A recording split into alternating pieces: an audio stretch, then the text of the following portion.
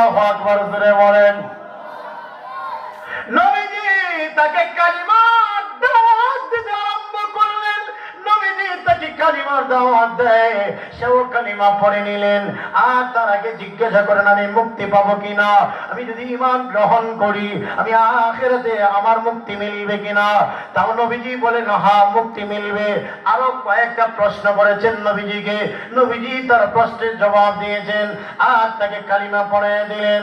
হযরত ওমর রাদিয়াল্লাহু আনহু ওই যখন কালিমা পড়লেন, কালিমা পড়ার পরক্ষণে তখন হযরত ওমর বলেন, নবী গো, মসজিদ আপনারা যে নামাজ আদায় করেন আযান দেন না?